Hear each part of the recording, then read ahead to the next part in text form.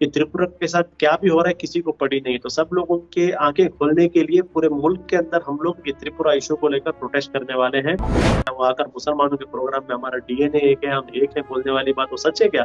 वो सच नहीं है, शुगर कोटेड बात है। ऐसे जहरीले लोगों, ऐसे जहरीली आइडियोलॉजी वाले लोग कभी भी भरोसा नहीं करना चाहिए। हम लोग अभी नेशन वाइड प्रोटेस्ट करने वाले हैं पूरे इंडिया के अंदर। वो इसलिए क्योंकि सब लोग सो रहे हैं, पूरी अपोजिशन सो रही है, सिविल सोसाइटी सो रही है, मीडिया सो रही है, गवर्नमेंट सो रही है। जहां जहां बीजेपी की गवर्नमेंट है वहां पर एक ट्रेंड आ रहा है। वो ट्रेंड ये हो रहा है कि पहले आप पर हमला किया जाएगा, आपके घर जलाया जाएगा, मुसलमानों की जानें चली जाएगी, मुसलमानों की औरतों की इज्जत के साथ खेला जाएगा, उसके बाद केस भी मुसलमानों पर पड़ेगा, यानी making the victims as the culprit.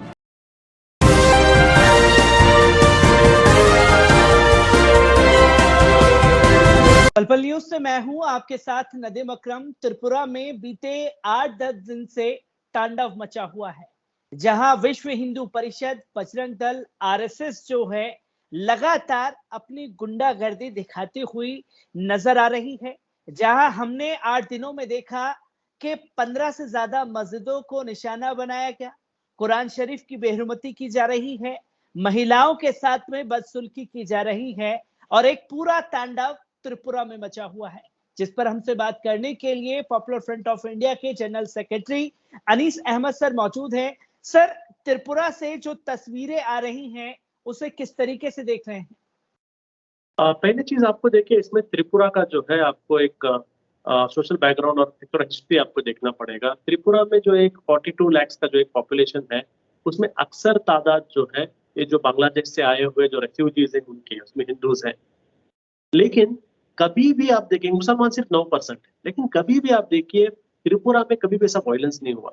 Bangladesh में अगर कुछ इश्यू भी होता है लेकिन उसका असर हम लोग त्रिपुरा में नहीं देखते हैं। 25 साल वहां पर कम्युनिस्ट की गवर्नमेंट थी, उस वक्त भी हमने नहीं देखा। अभी आप देखिए all of a sudden Tripura में, जिसका एक हिस्ट्री नहीं है ऐसा कम्युनल वायलेंस का, जहां पर मुसलमान सिर्फ 9% है और मुसलमानों का अभी तक वहां पर कुछ इशू भी नहीं हुआ है। तो मुल्क के बाहर के एक इशू को लेकर अब त्रिपुरा में मुसलमानों के घरों को, मस्जिदों को, दुकानों को जला रहे हो, इसका मतलब क्या है? इसका मतलब यहाँ पर बीजेपी का एक हेट पॉलिटिक्स है। बीजेपी ने पिछले सालों में वहां पर सरकार में आने के बाद त्रिपुरा के लिए कुछ किया नहीं।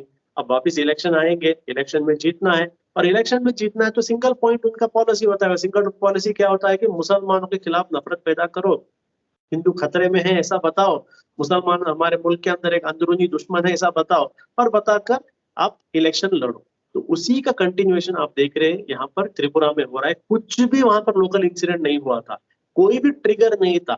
एक बांग्लादेश में होने वाला एक इशू को लेकर ये लोग यहाँ पर मुसलमानों पर हमला करते हैं। उसका रीजन सिर्फ और सिर्फ उन्हें पॉलिटिकल इससे बेनिफिट चाहिए।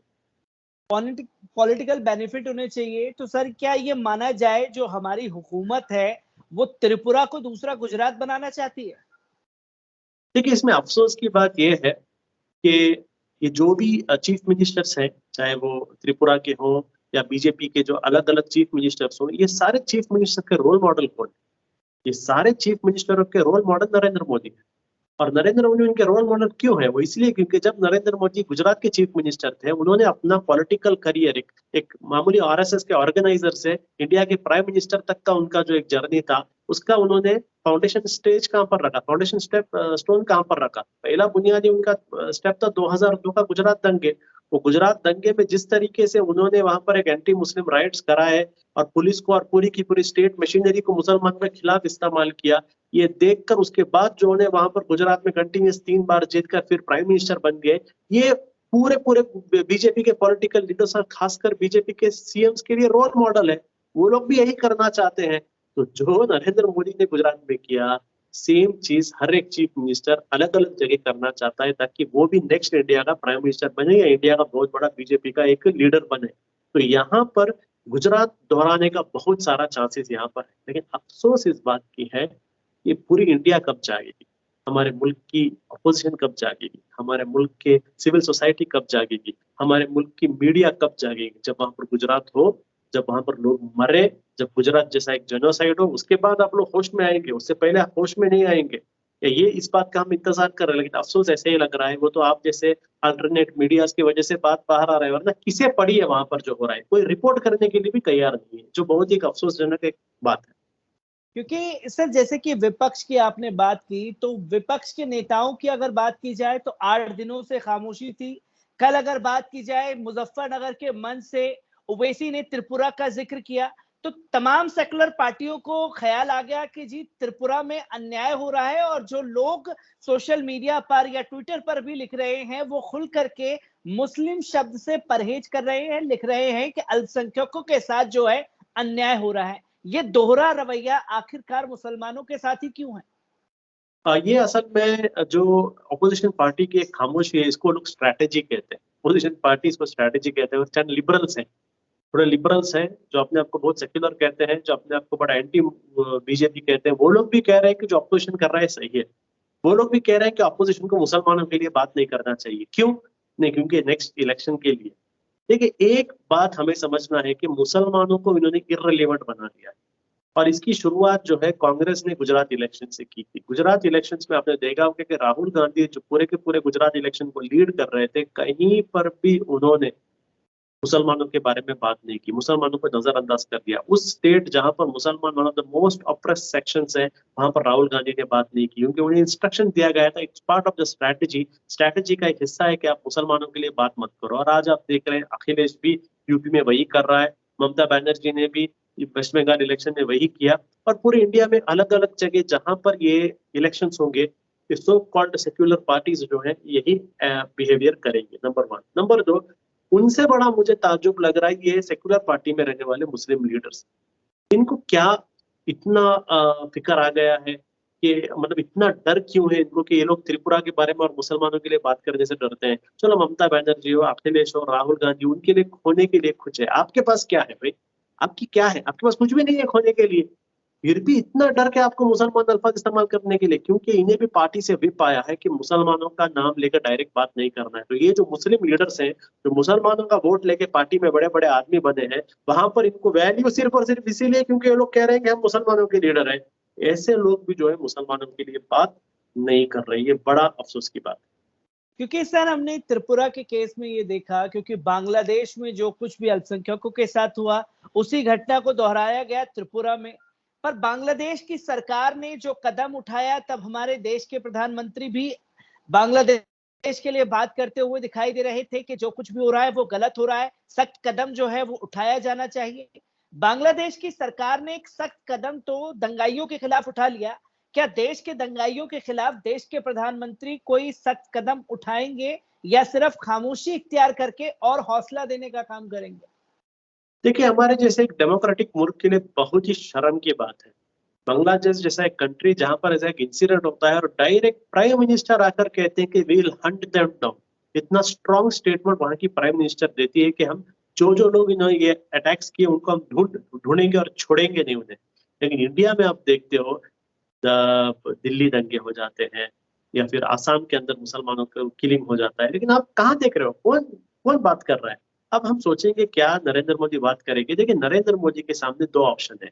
एक अपने वोट बैंक को खुश रखे, और दूसरा अपना जो कुर्सी है उस कुर्सी की इज्जत रखे। तो नरेंद्र मोदी ने यह फैसला ले लिया कि मैं कुर्सी की इज्जत रखने वाला आदमी नहीं हूँ, मैं अपने वोट बैंक के लिए काम करूंगा। तो उन्होंने अपना ऐसा एक वोट बैंक बनाया है, जो वोट बैंक खुश रहता है जब वो साइलेंट रहेंगे। वो वोट बैंक खुश रहता है जब वो पूरे दुनिया के यहाँ बेकार चीजों में ट्वीट करते बैठेंगे, ऐसी मन की बात बोलेंगे जिसको सुनने में किसी को इंटरेस्ट नहीं है, वो मन की बात भी अगर वो बोलेंगे तो वो लोग खुश रहते हैं। लेकिन जब मुसलमानों के खिलाफ जुल्म हो रहा है, तो प्राइम मिनिस्टर की चेयर की, नरेंद्र मोदी की नहीं, प्राइम मिनिस्टर की चेयर की और प्राइम मिनिस्टर की जो डेजिग्नेशन है, उस डेजिग्नेशन की एक जिम्मेदारी है, वो जिम्मेदारी नरेंद्र मोदी नहीं निभाएंगे, क्योंकि उन्होंने फैसला ले लिया है मैं नहीं निभाऊंगा। अगर मैं निभाऊंगा तो मेरी हालत भी आडवाणी जैसी हो जाएगी, मेरी हालत भी दूसरे बीजेपी लीडर जैसी हो जाएगी। इसलिए मैं मरते दम तक, जब तक मेरे पास कुर्सी है तब तक मैं सिर्फ अपने वोट बैंक के लिए काम करूंगा, हिंदू वोट पोलराइजेशन के लिए काम करूंगा। मुसलमान चाहे मरे या कुछ भी हो, मैं आवाज नहीं उठाऊंगा। ये एक नरेंद्र मोदी का लिया हुआ डिसीजन है, बीजेपी का लिया हुआ डिसीजन है। और याद रखें मेरी बात को, बीजेपी डिसीजन को बदलने वाले नहीं है। चाहे इंडिया के अंदर मुसलमानों के साथ कुछ भी हो, प्राइम मिनिस्टर ऑफिस की तरफ से, नरेंद्र मोदी नहीं, प्राइम मिनिस्टर ऑफिस की तरफ से कुछ भी स्टेटमेंट आने वाला नहीं। क्योंकि सर इस पर खामोशी तो मोहन भागवत की भी है, जो कई दिन पहले तक लगातार मुस्लिमों के बड़े हितैषी बन रहे थे, मुसलमानों के बड़े हमदर्द बन रहे थे। तो क्या देखा जाए ये दोहरा रवैया जो मोहन भागवत का भी है? देखिए, मोहन भागवत जो है वो तो एक वेल नोन गिरगिट है। उनको बचपन से तो आरएसएस में यही सिखाया जाता है कि किस तरीके से रंग बदला जाए, किस तरीके से कपड़े ये अपना कलर बदला जाए। एक जगह में आकर कहते हैं कि मुसलमान हमारा ये नहीं है, दूसरे जगह कहते हैं कि मुसलमान बाहर से आए हुए इन्वेडर्स हैं। ऐसे लोगों की बातों को आप सीरियस मत लो। देखिए, ये लोग जो भी sugar coated words Muslim community के सामने बोलते हैं ना, अगर मुस्लिम कम्युनिटी में उस शुगर कोटेड वर्ड्स को अगर आप लोग सीरियसली लेते हो तो मुस्लिम कम्युनिटी के लोगों से ज्यादा बेवकूफ कोई भी नहीं होगा। कि मोहन भागवत आके हमें बेवकूफ बना के चला जाता है, तो हमें मोहन भागवत से कंप्लेंट नहीं करना है, हमें अपने आप से कंप्लेंट करना है कि क्या हम उसकी शुगर कोटेड बातों उसको सच मान रहे हैं क्या। वो एक नफरत की आइडियोलॉजी के लोग हैं। उनको हर दिन शाखा में मुसलमानों के खिलाफ, क्रिश्चियनों के खिलाफ और लेफ्ट के खिलाफ जहर उनके दिलों के अंदर डाला जा रहा है। अब उनकी उम्र बहुत हो गई है, सब सोचिए कितने सालों से, ऑलमोस्ट एक कम से कम 50-60 सालों से तो वो उनके दिल के अंदर हर दिन शाखा में वो जहर डाला जाता है। अब इतना जहर दिल के अंदर रखकर आपको लग रहा है क्या वो आकर मुसलमानों के प्रोग्राम में हमारा डीएनए एक है, हम एक है बोलने वाली बात वो सच है क्या? वो सच नहीं है, शुगर कोटेड बात है। ऐसे जहरीले लोगों, ऐसे जहरीली आइडियोलॉजी वाले लोगों को कभी भी भरोसा नहीं करना चाहिए। सर, मैं एक आखिरी सवाल आपसे लेना चाहूंगा। Popular front of India Tripura के मुसलमानों के लिए किस तरीके से कदम उठाने वाली है? क्योंकि हमने दिल्ली दंगे के दौरान भी देखा था, जिनके साथ घटना घटी उन्हीं को जेल की सलाखों के पीछे पुलिस वालों ने डाल दिया था। तो ऐसे में क्या जो त्रिपुरा के मुसलमान हैं वो हिम्मत दिखा पाएंगे जो उनके साथ ज्यादती हुई है उसके ऊपर आवाज उठाने की? पहले चीज जो है, immediately popular front of India जो है, हम लोग अभी नेशन वाइड प्रोटेस्ट करने वाले हैं पूरे इंडिया के अंदर। वो इसलिए क्योंकि सब लोग सो रहे हैं, पूरी अपोजिशन सो रही है, सिविल सोसाइटी सो रही है, मीडिया सो रही है, गवर्नमेंट सो रही है कि त्रिपुरा के साथ क्या भी हो रहा है किसी को पड़ी नहीं। तो सब लोगों के आंखें खोलने के लिए पूरे मुल्क के अंदर हम लोग ये त्रिपुरा इशू को लेकर प्रोटेस्ट करने वाले हैं और कैंपेन्स करने वाले हैं। दूसरा रहा लीगल का, ये बहुत ही इंपॉर्टेंट चीज है, क्योंकि देखिए जहां जहां बीजेपी की गवर्नमेंट है वहां पर एक ट्रेंड आ रहा है। वो ट्रेंड ये हो रहा है कि पहले आप पर हमला किया जाएगा, आपके घर जलाया जाएगा, मुसलमानों की जानें चली जाएंगी, मुसलमानों की औरतों की इज्जत के साथ खेला जाएगा, उसके बाद केस भी मुसलमानों पर पड़ेगा। यानी making the victims as the culprit, making the victims as a culprit, यानी मजलूम को ही मुजरिम बनाने का जो एक ट्रेंड है, ये ट्रेंड हमने देखा दिल्ली दंगों में भी हुआ, सीएमआरसी में भी हुआ, आसाम में भी हाल ही में हुआ। और सेम चीज आप मेरी बात याद रखिए, त्रिपुरा में भी होने वाला है। त्रिपुरा में जो पुलिस का जो स्टेटमेंट आया, जिसमें पुलिस वाले कह रहे थे आप क्यों बाहर हैं, आप घरों के अंदर जाओ, आप क्यों मस्जिदों में आ रहे हैं करके। भाई मस्जिदों में इसलिए आ रहे हैं क्योंकि आप मस्जिद नहीं प्रोटेक्ट कर रहे हैं। आपके आंखों के सामने हमारे मस्जिदों को लोग जला रहे हैं, फिक्र है हमें, इसलिए मस्जिद के बाहर हम लोग खड़े हैं ताकि हमारी मस्जिदों को बचाए। आप तो नहीं बचा रहे, आप तो अलाउ कर रहे हो मस्जिद जलाने के लिए। उसके बाद जब मुसलमान आके वहां पर रुक रहे हैं, आप उनको बोल रहे हैं आप दंगा, आपकी वजह से दंगा ज्यादा हो जाएगा। तो ये जो प्रॉब्लम है, ये इसमें एक सिम्टम है, इसमें एक साइन है। वो साइन ये है कि आगे जाकर ऐसा एक नरेटिव बनाया जाएगा, वो नरेटिव में पुलिस ऐसा बताएगी कि पीसफुल रैली चल रही थी, पीसफुल तरीके से आरएसएस के लोग काम कर रहे थे, मुसलमान ही अपने मस्जिदों के बाहर आकर उन्हें